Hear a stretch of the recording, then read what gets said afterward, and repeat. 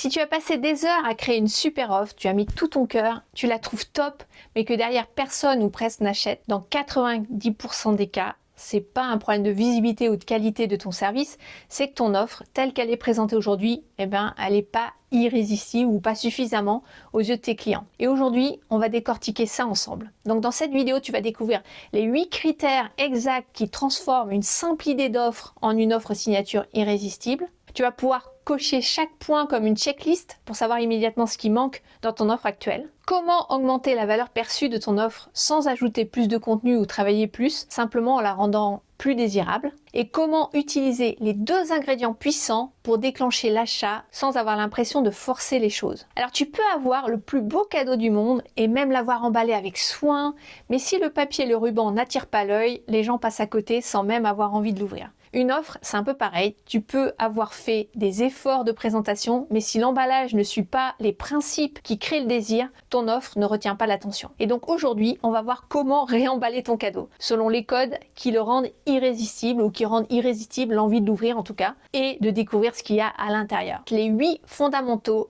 qui la rendent vraiment irrésistible. Numéro 1, un problème principal et une douleur précise. Ça, c'est le cœur de ton offre. Et oui, pour qu'une offre soit irrésistible, elle doit d'abord répondre à un problème clair qui est ressenti comme étant urgent de résoudre par ton client idéal. Pas 10 problèmes, pas 50 problèmes, un seul. Et surtout, ce problème doit être formulé avec ses mots à lui, pas avec ton vocabulaire d'experte. Donc ça paraît assez évident, mais crois-moi, c'est souvent là que le bas blesse dans la plupart des cas. Et c'est exactement l'erreur que moi-même j'ai faite avec mes coffrets numériques que j'avais créés inspirés des animaux de pouvoir à une certaine époque. J'ai pensé d'abord produit plus que le problème que ça résolvait. Donc je me suis fait vraiment plaisir, tu vois, j'ai créé quelque chose de beau, totalement aligné avec ma valeur, créativité, mais j'ai pas suffisamment parlé de la transformation ni de la douleur réelle que mes clients voulaient résoudre à travers ça. Une offre irrésistible, c'est pas regarde ce que j'ai créé, c'est je comprends exactement ce que tu vis et je peux t'aider à en sortir. Donc j'ai quand même vendu mes coffrets à des personnes qui me connaissaient déjà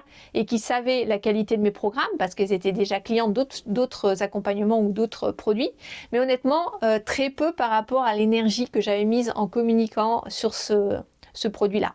Donc pour que tu comprennes vraiment l'importance de ce critère, on va prendre un exemple. Imagine une coach spécialisée dans la gestion du stress. Donc au lieu de dire « je t'aide à retrouver la sérénité », ce qui est beaucoup trop vague, eh ben, elle va cibler un problème précis. Les insomnies, par exemple, qui sont liées à l'anxiété chez les jeunes parents entrepreneurs. Elle va parler du cerveau, de la charge mentale, ton mental qui s'emballe à 3 heures du matin, de l'épuisement qui plombe ta journée, de la peur de s'écrouler, de fatigue. Et là, la personne qui est concernée va se dire « Ah, je me sens concernée, c'est moi ». Donc ça, c'est un point de douleur précis, quelque chose qui est vécu par les gens, vraiment immédiatement identifiable. Une fois que tu as posé le vrai problème et que tu l'as bien formulé, tu peux enfin présenter la solution qui fait sens pour ton client. Une solution réaliste et crédible, celle à laquelle ton client peut vraiment croire. Tu vas pas lui promettre quelque chose de démesuré. En 3 jours, ta vie affective, tes finances, ta santé vont littéralement changer. On veut promettre une solution réaliste, crédible,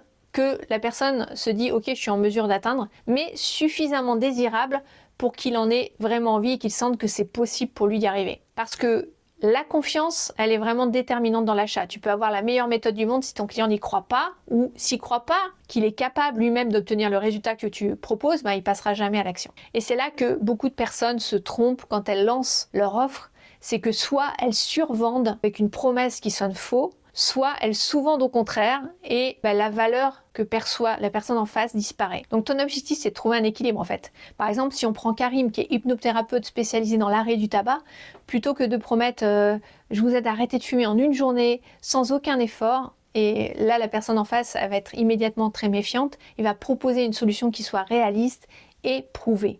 Donc un programme par exemple en 3 séances étalé sur 1 mois basé sur une méthode d'hypnose qui a été validée par des études. Il va partager pourquoi sa méthode fonctionne finalement, des preuves scientifiques et surtout des témoignages de personnes qui ont arrêté en quelques semaines. Et donc là, la personne en face va se dire c'est possible pour moi et en plus je me sens en confiance. Donc toi, ta mission c'est quoi?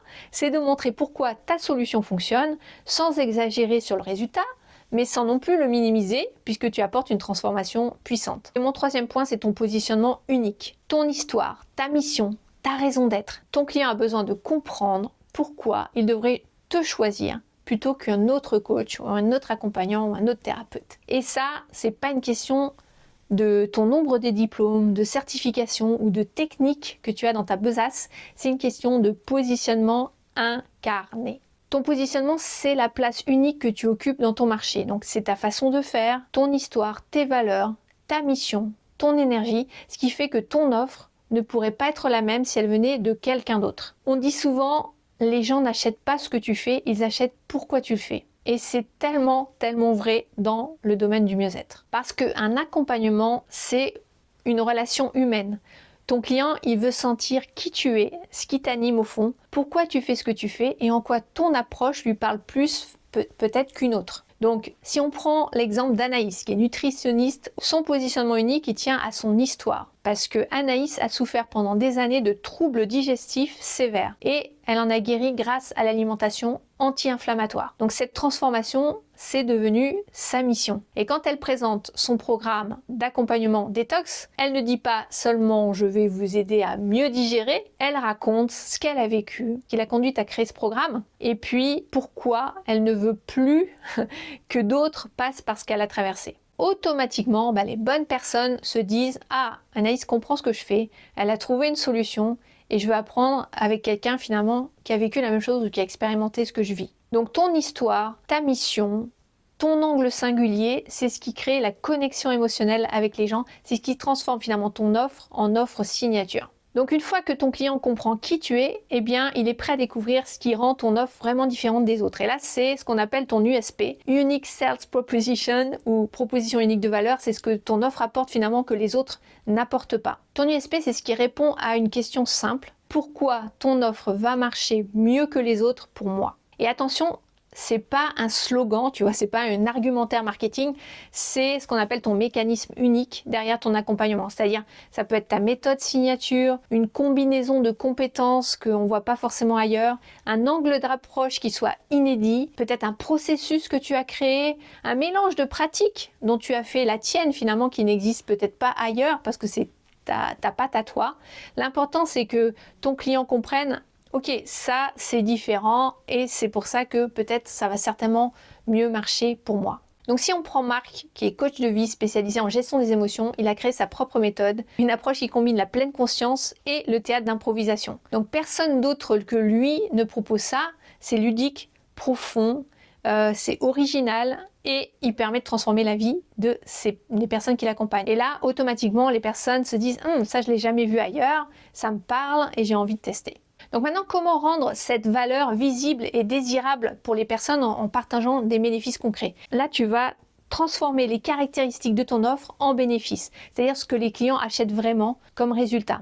Donc on arrive à un critère qui est vraiment clé, parce qu'une offre irrésistible, c'est pas une liste, comme une checklist de tout ce que tu as mis dedans en mode un peu catalogue, tu vois. Donc, tu auras 6 modules en vidéo, 5 séances d'1 heure, un PDF, 3 exercices dans un workbook, un groupe Telegram, un groupe WhatsApp. Non, ton client, il veut pas 6 modules vidéo. En gros, il n'achète pas ton contenu, il achète la transformation qu'il y a à ton contenu. Donc, c'est toute la différence entre vendre une perceuse ou vendre le fait que tu vas enfin pouvoir accrocher ton étagère qui traînait dans ton placard depuis 2 ans. Donc pour rendre ton offre irrésistible, tu dois traduire chaque caractéristique en avantage, puis en bénéfice concret. Je te donne un exemple de caractéristique. Donc 8 vidéos de yoga thérapeutique de 45 minutes. L'avantage c'est quoi? Tu vas pouvoir avancer à ton rythme, même avec un emploi du temps chargé. Et le bénéfice, c'est que tu te réveilles avec moins de douleur, plus d'énergie et tu retrouves un corps qui coopère. Donc imagine que tu proposes un programme en ligne pour libérer les tensions lombaires. Au lieu de dire je vous propose 8 vidéos, un PDF, tu as accès à 3 mois au programme, tu vas pouvoir dire en 8 séances courtes, tu vas apprendre à apaiser tes lombaires pour te réveiller enfin sans douleur le matin et retrouver du confort dans ton quotidien. Et là, ça change, tu vois. On voit plus ton programme ou ce qu'il y a dedans, on voit l'après. Et c'est ça que tu vends finalement. C'est ça que ton client achète. Finalement, ça se traduit dans la promesse d'un quotidien qui va être plus simple, plus léger pour lui, plus fluide, avec moins d'efforts. Ok, maintenant que ta valeur est claire, on peut enfin parler du sujet qui crée le plus de blocage, c'est le prix. C'est mon 6e point, c'est une valeur perçue élevée et un prix qui soit juste, où ton client se dise ça les vaut largement. Donc tu peux avoir l'offre la mieux construite du monde, si ton client ne perçoit pas sa valeur, il va trouver ton prix toujours trop cher. Et la clé, elle est là, c'est que le prix, c'est jamais un problème quand la valeur qu'il perçoit, elle dépasse le montant que tu demandes. Donc ton rôle à toi, c'est pas d'ajouter du contenu, ton rôle, c'est d'augmenter la perception de la valeur qu'a ton client. Ton offre finalement avec un résultat plus clair, un chemin plus simple, une transformation vraiment évidente et que tu fasses en sorte que sa réussite soit plus accessible, plus facile pour lui. Daniel Kahneman, prix Nobel d'économie, a démontré que notre cerveau fonctionne selon un principe très simple. On accorde plus d'importance à ce qu'on va gagner qu'au coût réel de ce qu'on doit payer. Autrement dit, si ton client voit clairement ce qu'il gagne avec ton offre, eh ben, le prix devient logique, parfois même secondaire. Donc imagine que tu vends un programme pour oser se lancer en tant que thérapeute. Tu peux expliquer ce que coûte à ton prospect le fait de ne rien faire, de ne rien changer dans sa vie. Peut-être qu'il va rester encore un an dans un job alimentaire qui l'épuise. En quoi finalement ton programme lui permet d'aller plus vite? Ça va être 6 mois guidés au lieu de 5 ans à tâtonner. Ou comment finalement ton programme simplifie l'effort pour lui? Ça va être une méthode pas à pas, des templates, des supports, etc. Donc là, ton audience, elle va se dire ok, ça vaut largement le prix parce qu'effectivement, il ne s'est rien passé les 5 dernières années. Et si ton client a un budget limité, tu peux l'aider en lui proposant par exemple un paiement plusieurs fois, un étalement mensuel ou un bonus qui est limité dans le temps. Et ça, c'est pas une promotion que tu fais, c'est plus l'aider à des facilitateurs finalement de passage à l'action. Une fois que la valeur est claire, ton prospect, il a besoin d'une bonne raison d'acheter maintenant et pas dans 6 mois. Donc ça, c'est la rareté et l'urgence sans faire de la manipulation ou sans forcer. C'est un critère vraiment essentiel parce que si tu veux que ton offre reste pas juste intéressante, mais qu'elle devienne vraiment désirable et activante, tu dois activer finalement ce critère.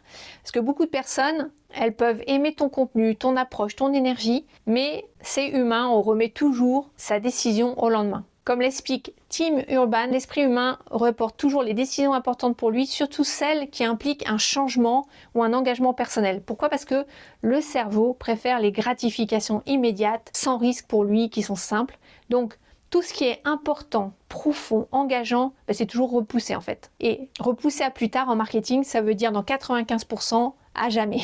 C'est pour ça qu'une offre irrésistible, elle doit intégrer une raison claire d'acheter maintenant et pas dans 6 mois. Et encore une fois, il ne s'agit pas de manipuler, il s'agit de créer un cadre qui aide ton client finalement à prendre une décision. Et donc, il existe 3 formes principales de rareté. 1, la rareté quantitative. Donc ça va être le nombre de places que tu limites au niveau de ton accompagnement. Donc ça peut être lié à simplement au fait que à la qualité que tu fournis. Tu ne peux pas accompagner sérieusement 50 personnes à la fois par exemple.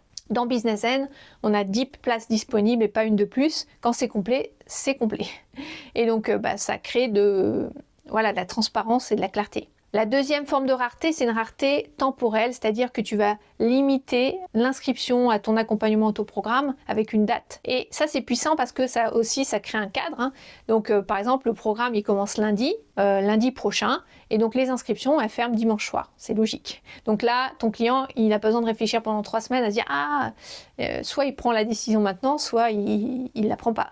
Et puis la troisième forme de rareté, c'est lié à l'élan, l'énergie du moment. Donc c'est une rareté un peu plus subtile, mais efficace. Par exemple, ça peut être un bonus que tu crées temporairement et qui est valable que quelques temps, une séance individuelle pour les premiers inscrits, donc quelque chose que tu vas apporter en plus, un tarif qui soit étudié spécifiquement pour les pionniers qui se lancent avec toi.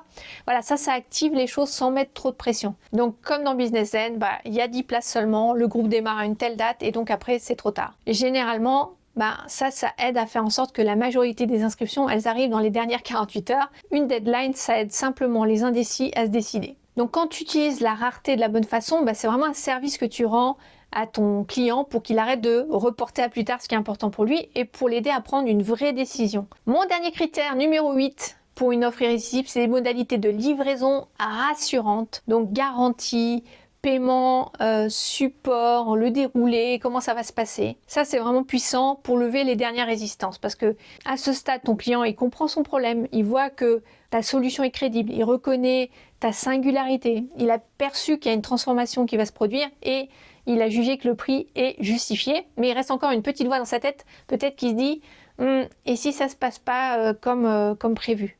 Qu'est-ce qui va se passer ensuite? Donc c'est là que les modalités de livraison entrent en jeu. Donc elle crée un espace un peu sécurisant pour ton client. Donc ça peut être une garantie qui soit claire et rassurante. Donc dans le mieux-être, ça peut prendre plusieurs formes, hein.